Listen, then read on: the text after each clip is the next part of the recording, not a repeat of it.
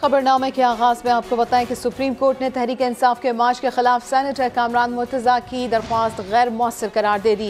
अदालत ने करार दिया कि एडवोकेट जनरल इस्लामाबाद के मौक़िफ़ के बाद हुक्म जारी करने की कोई वजह नहीं। अगर कोई खिलाफ वर्जी करता है तो एग्जीक्यूटिव के पास वसी इख्तियारात मौजूद हैं। और क्या कुछ हुआ है आज की समात में बात कर लेते हैं। शहजाद अली हमारे साथ ही मौजूद हैं। शहजाद, तफसीलन आगाह कीजिए। जी मारूफ, बिल्कुल गुज़श्ता रोज़ सेनेटर कामरान मुर्तज़ा की जानिब से आर्टिकल 184(3) के तहत सुप्रीम कोर्ट से रुजू किया गया था। एक दरख्वास्त दायर की गई थी PTI के लॉन्ग मार्च के ख़िलाफ़। आज चीफ जस्टिस उमर अता बंदयाल की सरबराही में 3 रुकनी बेंच ने इस अहम दरख्वास्त पर जो है वो समात की। दौरान समात अदालत ने इस्तफसार किया कि क्या कामरान मुर्तज़ा साहब आपने एग्जीक्यूटिव से रब्ता किया है, आपने हुकूमत से कोई बातचीत की, क्योंकि आप तो हुकूमत का हिस्सा हैं।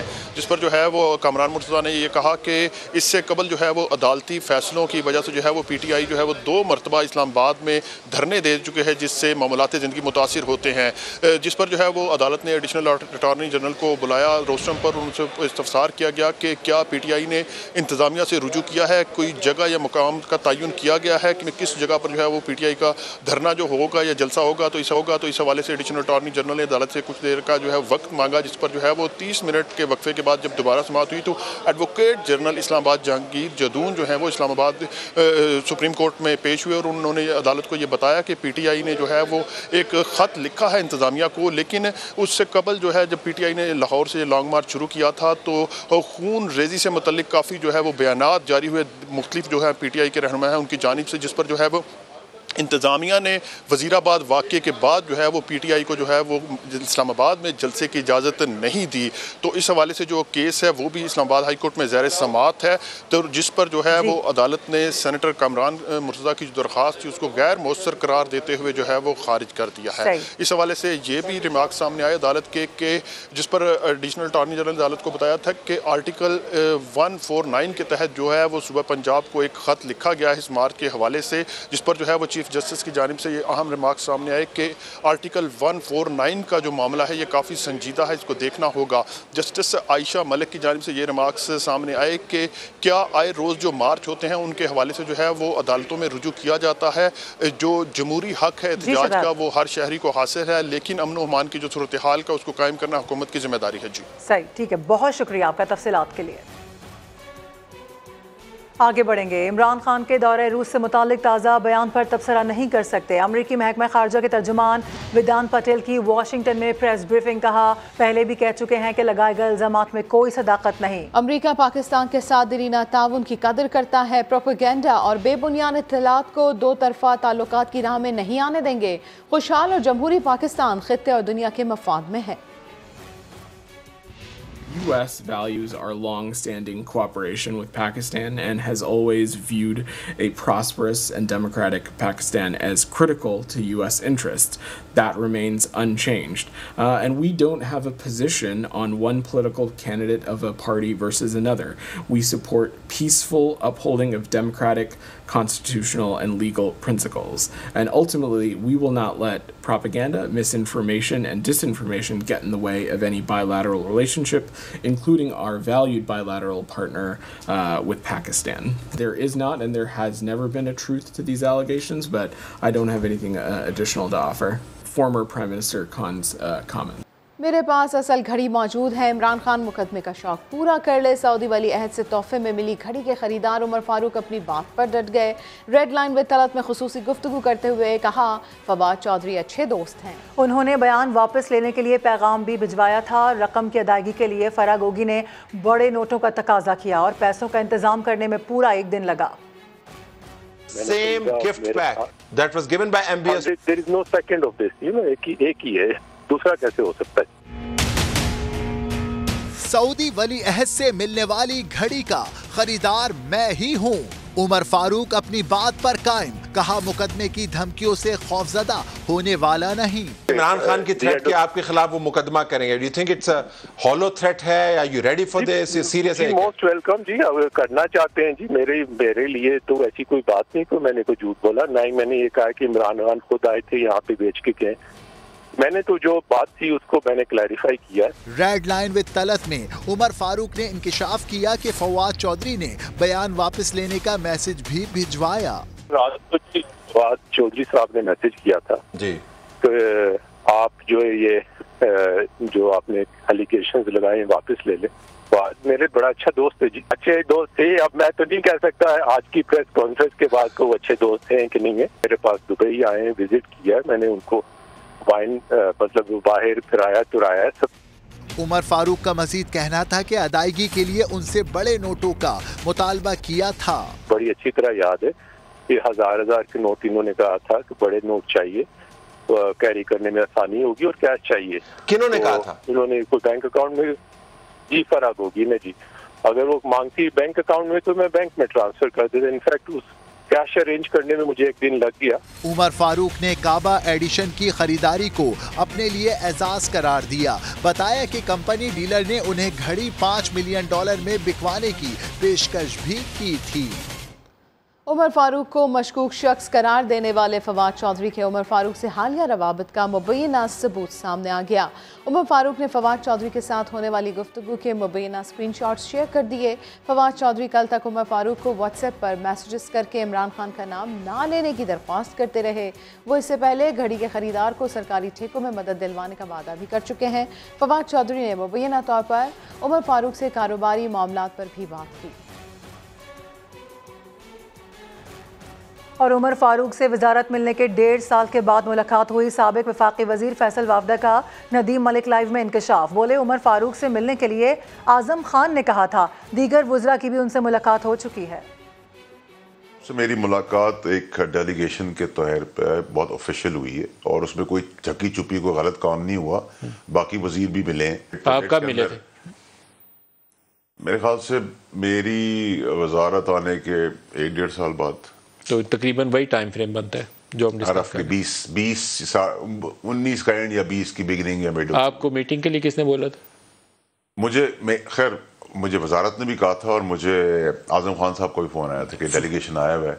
अगर ऐसा कोई आदमी सपोजिटली गलत आदमी मिल रहा हो किसी वजीर से तो IB उस टाइम की और उस टाइम की ISI जिसके चीफ आपको पता है दोनों के कौन थे, उनका काम होता है और वो मिलने नहीं देते। सो उस वक्त तक तो मेरा नहीं ख्याल कि उमर साहब के ऊपर कोई ऐसा एलिगेशन था। तो संजरानी साहब बस चंद दिनों के मेहमान है, ये आपका ख्याल है? मेरा ख्याल नहीं है।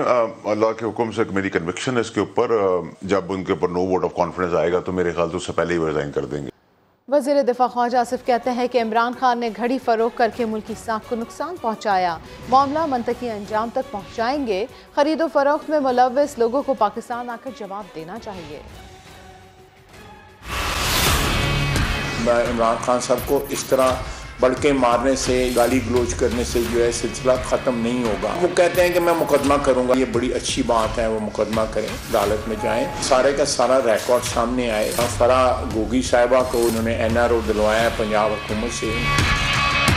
ये मसले जो है ना सारे के सारे अदालत में आएंगे। कहाँ से पैसे आए, बैंकिंग के जरिए आए, बैंकिंग चैनल के जरिए आए या मनी लॉन्ड्रिंग हुई या किस तरह पाकिस्तान में पैसा आया। जो लोग इस सारी सेल में इन्वॉल्व थे तो पाकिस्तान में उनको आके जवाबदेह होना चाहिए। उन्होंने इमरान खान के बिहाफ के ऊपर कितने पैसे वसूल किए, एक ऐसे शख्स को जो सारी दुनिया को बददियानत कहता है। सारा कुछ जो है ये मेरा ख्याल है कौम का ये कर्ज है और ये कर्ज जो है उतारना पड़ेगा। उस खातून के साथ क्या इनका ताल्लुक है? हम जो है एक नहीं दर्जनों इंटेरोगेशन हम लोगों ने, हमारी फैमिलीज ने जो है फेस की हैं। Let Imran Khan face the same law. घड़ी की जो ट्रांजैक्शन जो है पाकिस्तान की इज्जत और वकार को जो ज़ख्म पहुंची है, इस मामले के अंजाम तक जो है इंशाअल्लाह ताला पहुंचे। गोगी, पिंकी और कप्तान लूट के खा गए पाकिस्तान। मौलाना फजल रहमान का घड़ी स्कैंडल को लेकर इमरान खान पर तंज। इमरान खान को सिक्योरिटी रिस्क करार दे दिया। प्रेस कॉन्फ्रेंस में बोले, दुश्मन इतना नुकसान नहीं पहुंचा सकता जितना इमरान खान ने मुल्क को दिया। दुश्मन मुल्क जारहियत करके वो पाकिस्तान को इतना नुकसान नहीं पहुंचा सकता था जितना कि यहाँ मुल्क के अंदर इमरान खान ने दुश्मन का नुमाइंदा बनकर दाखिली जारहियत का इर्तिकाब किया है। ये रविश नहीं चलेगी। कभी भी नहीं चलेगी और कभी भी आपका ये अरमान पूरा नहीं होगा। मैदान में हैं हम, डट कर मुकाबला करेंगे आपका और इंशाअल्लाह पाकिस्तान की दिफा की हम जंग लड़ेंगे। साबिक सदर आसिफ अली ज़रदारी मुल्क की सियासत में फिर मुतहर्रिक। मौजूदा सियासी सूरत हाल पर पीपल्स पार्टी का अहम इजलास आज होगा। आसिफ अली ज़रदारी इस्लामाबाद पहुँच गए। चेयरमैन पीपल्स पार्टी बिलावल भुट्टो ज़रदारी इजलास में शिरकत के लिए आज इस्लामाबाद पहुँचेंगे। इजलास में अहम तैनाती समेत मौजूदा सियासी सूरत हाल पर तबादला ख्याल होगा। सेनेट की खाली होने वाली नशिस्त के लिए पीपल्स पार्टी के उम्मीदवार के नाम पर भी मुशावरत होगी। आसिफ अली ज़रदारी और बिलावल भुट्टो इत्तेहादी रहनुमाओं से भी मुलाकातें करेंगे।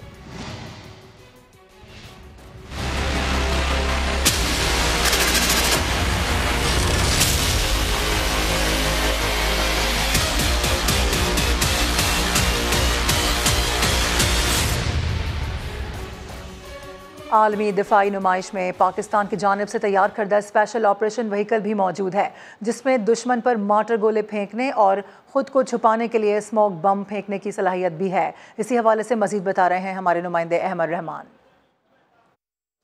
जी बिल्कुल, आलमी दिफाई नुमाइश में अगर पाकिस्तानी मसनूआत की बात करें तो उनका कोई सानी दिखाई नहीं देता। इस वक्त हम स्पेशल ऑपरेशनल व्हीकल जनाब, ये एक जीप नुमा गाड़ी है जो कि स्पेशली डिज़ाइन की गई है, खुसूसी तौर पर डिज़ाइन की गई है ऑपरेशनल्स के लिए।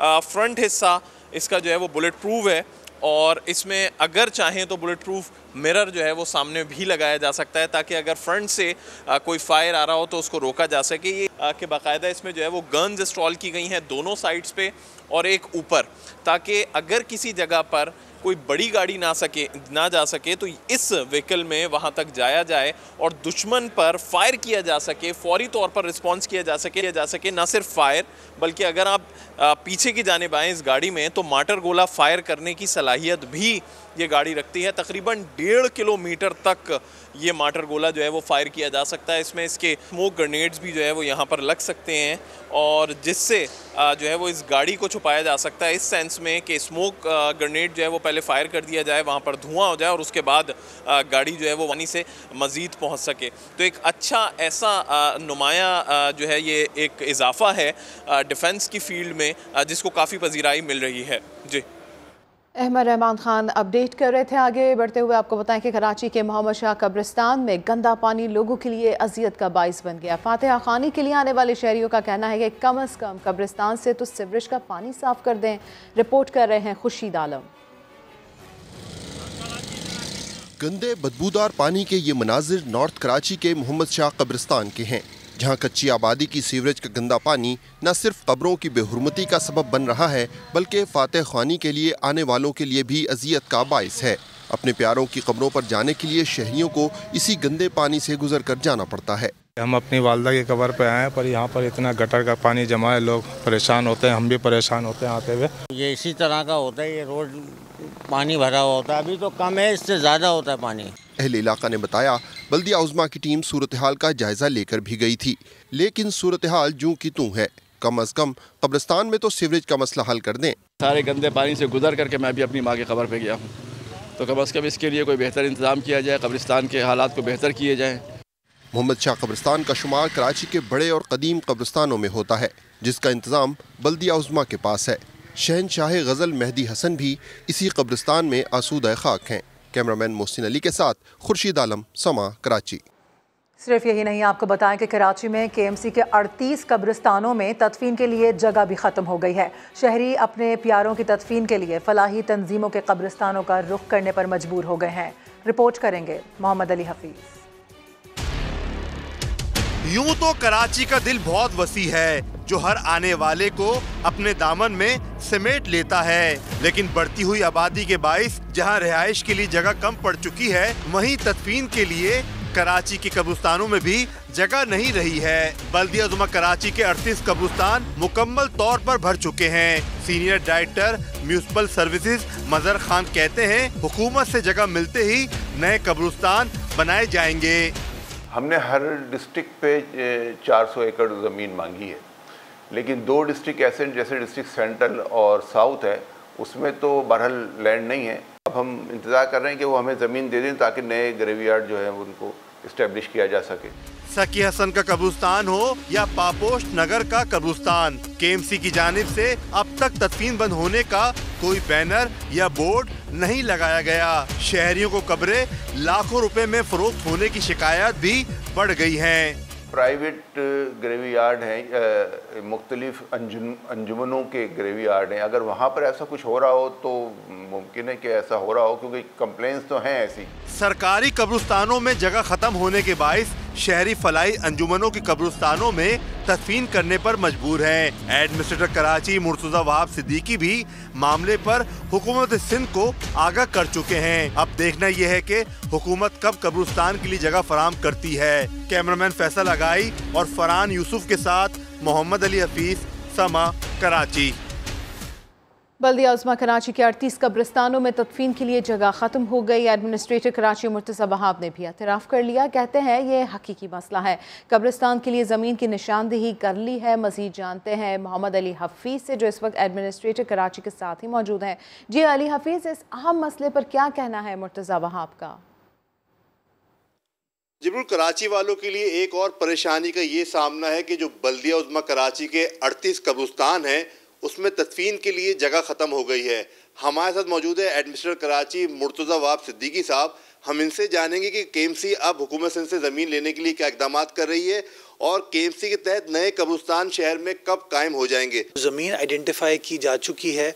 उस हवाले से सिंध काबीना ने एक और फैसला किया था कि एक शहर खामोशा अथॉरिटी बनाई जाए, जो कि मॉडर्न बुनियादों पर प्रॉपर प्लानिंग के साथ कब्रिस्तान बना सके, ताकि जो लोगों को शिकायत कब्रिस्तान की मैनेजमेंट के हवाले से होती है वो भी ना हो, और उसके अंदर प्राइवेट सेक्टर को भी शामिल किया जाए। सर, एक शिकायत है, आपकी मौजूदगी का फ़ायदा उठा लें कि 2-2, 2.5 लाख 3 लाख की कब्र जो है वो शहरी कहते हैं शिकायत करते हैं, गोरकन जो है वो उनको देते हैं। तो जब केएमसी की कब्रिस्तान के तरफ जो है वो जगह ख़त्म हो गई है तो केएमसी का जो मुतालिका अमला है महकमा कब्रिस्तान वो कार्रवाई क्यों नहीं करता उन गोरकन के ख़िलाफ़? देखिए, जब भी कोई इस तरह की इंफॉर्मेशन आती है तो कार्रवाई की जाती है और कार्रवाई होनी भी चाहिए। और मैं समझता हूँ 2-2.5 लाख रुपए की कब्र मिलना मुश्किल है मेरे लिए इस बात को एक्सेप्ट करना, लेकिन हाँ, कहीं कहीं लोगों के साथ ज़्यादती होती है, कहीं कहीं गलत चीज़ें हो जाती हैं, और जहाँ जहाँ निशानदेही की जाती है उसके ऊपर कार्रवाई की जाती है। बल्दिया उज़्मा कराची भी काम कर रही है, हुकूमत सिंध जो है जल्द ज़मीन दे देगी और नए कब्रिस्तान जो है वो कराची में कायम कर दी जाएंगे। इनका कहना है कि इनको एहसास है कराची वालों को जो परेशानी होती है कब्र के मामले में, इसलिए जो है काविशें तेज़ी के साथ जारी हैं। जी, दुनिया भर से खबरें इस रिपोर्ट में। अमरीकी ऐवान नुमाइंदगान में रिपब्लिकन्स का कंट्रोल, 435 में से 218 नशिस्तों पर कामयाबी हासिल कर ली। हुक्मरान जमात डेमोक्रेटिक पार्टी 212 सीटें जीत सकी। सदर बाइडेन की रिपब्लिकन्स को मुबारकबाद, कहा अमरीकी अवाम की खिदमत के लिए साथ काम करने को तैयार हैं। नैन्सी पेलोसी की जगह रिपब्लिकन्स उम्मीदवार केविन मैककार्थी ऐवान नुमाइंदगान के स्पीकर होंगे। म्यांमार में कौमी दिन की खुशी, फौज ने 6000 कैदियों के लिए माफी का ऐलान कर दिया। पहले मरहले में गैर मुल्कियों समेत 700 कैदियों को रिहा किया गया है, जिनमें साबिक बरतानवी सफीर, ऑस्ट्रेलियावी मौशी मुशीर और जापानी सहाफ़ी शामिल हैं। ट्विटर के साथ रहना है तो ज्यादा घंटे काम करना है, नए मालिक एलन मस्क ने अमले को खबरदार कर दिया। कहा ईमेल देख लें, लंबे घंटे काम ना किया तो 3 माह की तनख्वाह लें और घर जाएं। और ऑस्ट्रेलिया में बारिशों के बाद सैलाब से सूरत हाल खराब, लोगों ने दरख्तों और छतों पर चढ़कर जान बचाई। न्यू साउथ वेल्स में सैलाब में फंसे सैकड़ों अफराद को हेलीकॉप्टर और कश्तियों की मदद से रेस्क्यू किया जा रहा है। Welcome back. आपको बताएं कि फैसलाबाद में पुलिस एहलकारों का डाटा लीक हुआ है। हैकर्स ख्वातीन और मर्द एहलकारों के बैंक अकाउंट से लाखों रुपए ले उड़े हैं। FIA साइबर क्राइम ने मामले की इंक्वायरी शुरू कर दी है। यूसुफ चीमा रिपोर्ट करेंगे। मुहाफिज हैकर्स के निशाने पर। फैसलाबाद में पुलिस मुलाजमीन का डाटा लीक हो गया। हैकर्स ने थाना वुमेन की SHO समेत 15 लेडी कांस्टेबल्स और 3 मर्द एहलकारों के अंगूठे के निशान हैक करके लाखों रुपए निकाल लिए। मुलाजमीन के मुताबिक इनका डाटा डिपार्टमेंट से चोरी हुआ। पुलिस के ऑफिसर्स हैं जो लोअर सबऑर्डिनेट्स हैं, उसके अलावा ऑफिशियल स्टाफ है जो हमारे ऑफिस का, बैंक से कुछ ट्रांजैक्शंस की गई हैं तो उस पर FIA को एप्लीकेशन दी है। FIA साइबर क्राइम ने पुलिस मुलाजमीन की दरख्वास्त पर इंक्वायरी शुरू कर दी। IT एक्सपर्ट्स के मुताबिक सरकारी डाटा लीक होना बायसे तशवीश है। कुछ बैंक तो वैसे ही 3D सिक्योर नहीं है। जब वो 3D सिक्योर नहीं है तो वो आपको कोई भी वेरिफिकेशन नहीं आती, और इवन जो 3D सिक्योर भी हैं उनके अंदर से भी वो पैसे निकलवा लेते हैं। तो आप कोशिश करें कि अपनी जो ऑनलाइन ऐप है वो किसी भी ऐसे सिस्टम में ना खोलें जो आपकी मलकियत ना हो, क्योंकि वो सिस्टम से भी आपकी इंफॉर्मेशन निकल सकती है। निजी बैंक ने पुलिस मुलाजमीन के ATM कार्ड ब्लॉक करके इन्हें चेक इस्तेमाल करने की हदायत की है।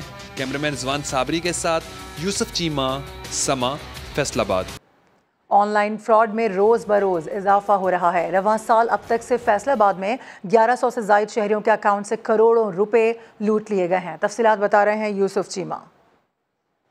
देखिए, बिल्कुल बैंक से रिलेटेड फ्रॉड जो है उनके अंदर रोज़ बरोज़ इजाफा होता चला जा रहा है। फैसलाबाद साइबर क्राइम के ऑफिस के बाहर हम लोग मौजूद हैं। यहाँ पर अगर रवां साल की बात की जाए तकरीबन 1100 से ज़ायद लोगों ने यहाँ पे दरख्वास्तें दी हैं जिनके साथ फ्रॉड हो गया, जिनके बैंकों से मुख्तलिफ तरीक़ों से पैसे निकाल लिए गए हैं।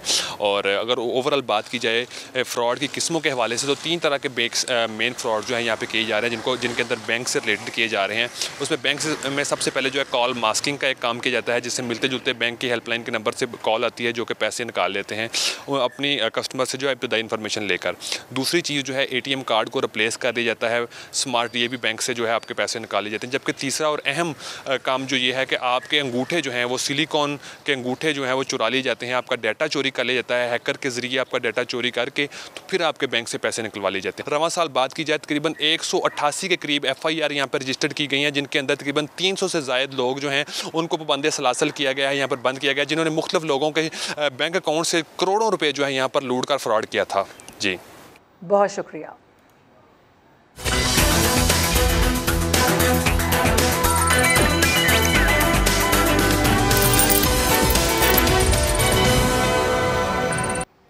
हुकूमत ने पेट्रोलियम मसनूआत की कीमतें बरकरार क्यों रखी? ऑयल मार्केटिंग कंपनियों ने हुकूमत का एहतजाजी खत लिख दिया। वज़ीर मुमलिकत मुसद्दिक मलिक को लिखे गए खत में एडवाइजरी काउंसिल ने कीमतें बढ़ाने का मुतालबा कर दिया है। तो हुकूमत ने पेट्रोलियम मसनूआत की कीमतें बरकरार क्यों रखी? ऐसे में ऑयल मार्केटिंग कंपनीज ने हुकूमत को एहतजाजी खत लिख दिया है। इसी के ऊपर बात कर लेते हैं। ज़हीर अली हमारे साथ मौजूद है। तो ज़हीर, बताइएगा खत में क्या मौक़िफ़ इख्तियार किया है ऑयल कंपनियों ने? जी देखिए, जो ऑयल मार्केटिंग कंपनियों की एडवाइजरी काउंसिल है ACOC, उसकी जानिब से मुसद्दिक मलिक जो वज़ीर मुमलिकत पेट्रोलियम है उनके नाम खत लिखा गया है, जिसमें ये कहा गया है कि 31 अक्टूबर को जो ECC ने पेट्रोल और डीजल पर मार्जिन बढ़ाने की मंजूरी दी थी 3 रुपये, वो वजारत खजाना में रुकी हुई है, उसका इतलाक नहीं है। और उसके अलावा करेंसी इम्पैक्ट इस वक्त जो है वो 3 रुपये 21 पैसे पेट्रोलियम मसनूआत पे आया है। तो हुकूमत ने जो अपना फार्मूला है उसके मुताबिक जो मार्केट की कैलकुलेशन थी उसको नजरअंदाज करते हुए पेट्रोलियम मसनूआत की कीमतें बरकरार रखी हैं, जबकि 6 रुपये तकरीबन पेट्रोलियम मसनूआत की कीमतों में फी लीटर इजाफा बनता था, जिसे नहीं किया गया, जिसकी वजह से मार्केट पहले ही बहरान का शिकार है। करेंसी बढ़ रही है, आलमी मार्केट में पेट्रोलियम मसनूआत बढ़ रही है, इम्पोर्ट प्रीमियम का बोझ अलग है, लेवी का अलग है, लिहाजा पेट्रोलियम मसनूआत की कीमतें बढ़ाई जाए, कम बरकरार न रखी जाए। बहुत शुक्रिया ज़हीर अली आपका।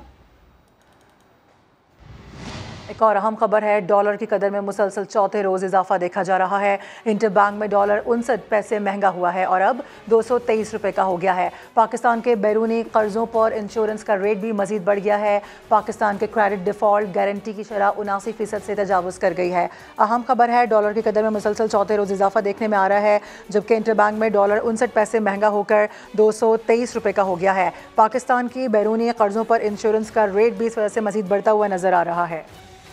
आलमी कप के लिए फुटबॉल तो पाकिस्तान में बनते ही हैं, मगर इस बार फुटबॉल मुकाबलों में जो झंडे लहराए जाएंगे उनकी भी बड़ी तादाद कराची में तैयार की गई है। इस हवाले से रिपोर्ट तैयार की है खिज़र आज़म ने, आपको दिखाते हैं।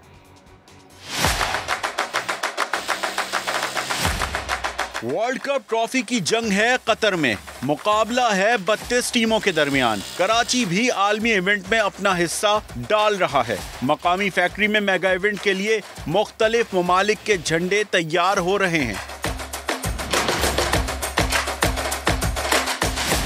रात भर पैकिंग काम हो रहे हैं, मुस्तकिल 24 आवर्स चल रही है फैक्ट्री और पूरी नाइट बैठ के। और ये सुबह, अब ये कंसाइनमेंट कल सुबह रवाना होनी है सुबह 9 बजे। तो हज़ारों की तादाद में बन गए अल्हम्दुलिल्लाह और मुस्तकिल जा रहे हैं। और बायर शिपमेंट जा रही है। अब चूँकि टाइम कम हो गया, वो कंटेनर सिस्टम ख़त्म हो गया, बायर जा रहे हैं अब ये झंडे। ब्राज़ील, अर्जेंटाइन और जर्मनी के चाहने वाले बहुत हैं। फ्रांस, स्पेन और पुर्तगाल समेत 18 ममालिक के झंडों की मांग ज्यादा है। ये झंडों के ऑर्डर मिले हैं पूरी, जो 32 मुल्क खेल रहे हैं, उन 32 मुल्कों में से जो बड़े मुल्क हैं 18 जो लीड करते हैं ज़्यादा, उन मुल्कों के ज़्यादा झंडे यहाँ पे बन रहे हैं हमारे पास। मुंतज़मीन कहते हैं अब तक 1 लाख से ज़ायद झंडे दोहा भेजे जा चुके हैं। नए ऑर्डर भी मिल रहे हैं। कैमरामैन अकबर अली के साथ खज़र आज़म, समा, कराची। फुटबॉल के 22वें आलमी कप का मेला 20 नवंबर से कतर में सज रहा है। ये फुटबॉल का पहला आलमी कप है जो किसी अरब मुल्क में होगा। फीफा का पहला वर्ल्ड कप 1930 में यूरुग्वे में खेला गया, जिसमें मेजबान मुल्क ने ही ट्रॉफी उठाई। अब तक 21 एडिशंस हो चुके हैं, जिसमें सबसे ज्यादा 5 मरतबा ब्राजील चैंपियन बना। ब्राजील ने 1958, 62, 70, 94 और 2002 में ट्रॉफी अपने नाम की। जर्मनी ने 1954, 1974, 1990 और 2014 समेत 4 बार ट्रॉफी पर कब्जा जमाया। इटली ने भी 4 बार ट्रॉफी उठाई, लेकिन हैरानकुन बात यह है कि इस बार इटली मेगा इवेंट के लिए क्वालिफाई ना कर सका। 2 बार ट्रॉफी अर्जेंटाइन के नाम रही है। फ्रांस ने 2 मरतबा ट्रॉफी उठाई, जबकि यूरुग्वे ने भी 2 बार टाइटल अपने नाम किया। इसके साथ साथ इंग्लैंड सिर्फ 1 बार 1966 में वर्ल्ड चैंपियन बना था। थल के सहरा में 7वीं जीप रैली का आगाज हो गया। पहले रोज छांगा मांगा टीले पर रैली के लिए गाड़ियों की रजिस्ट्रेशन और टैगिंग का अमल जारी है। रैली में मुल्क के मारूफ रेसर्स हिस्सा ले रहे हैं। 18 नवंबर को छांगा मांगा टीले से क्वालिफाइंग राउंड का आगाज होगा। 19 नवंबर को मर्द और खवातीन की स्टॉक कैटेगरी के मुकाबले होंगे। रेस का सबसे अहम प्रिपेयर्ड कैटेगरी मुकाबला 20 नवंबर को होगा। डिप्टी कमिश्नर मुजफ्फरगढ़ के मुताबिक रैली के लिए 190 किलोमीटर तवील दुश्वार गुजार रास्ता बनाया गया है।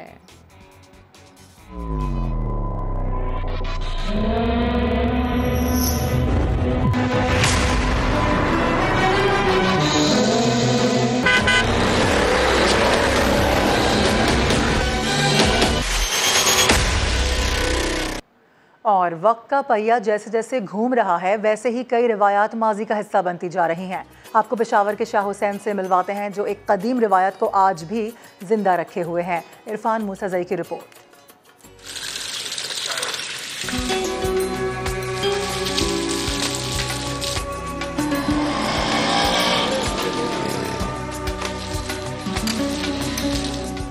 जिद्दत आई तो तहजीबी रिवायत मिटती गईं, मगर पिशावर के 40 साला शाह हुसैन ने शहर में रिवायत रखी बरकरार।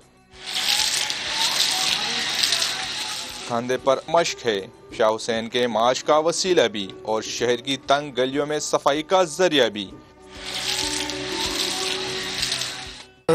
बाजार दे रहा सारा रामदास को हाटी और तंग गलियों में कपड़ों के बाजार, जहां गाड़ियां नहीं जा सकती, रास्ता तंग होता है, वहां पानी का छिड़काव करता हूं। शाम तक 800-900 रुपए बन ही जाते हैं। शाह हुसैन को ये पेशा मिला अपने बाप दादा से। शहरी इसके काम से तो है मुतमईन, मगर इसका मुआवजा है बहुत कम। गर्द गुबार बहुत ज्यादा होता है तो दुकान में भी कोई नहीं बैठ सकता। जब तक ये पानी ना डाले ना तो काम नहीं होता। हुकूमत अगर कदीमी तरीके कार की बहाली पर तवज्जो दे तो शहर की तंग गलियों में गर्दो गुबार पर काफी हद तक काबू पाया जा सकता है। कैमरामैन असद अली के साथ इरफान मूसाज़ई, समा, पेशावर। और लाहौर के जिलानी पार्क में विंटर फेस्टिवल का आगाज हो गया। कासिम अरशद की रिपोर्ट।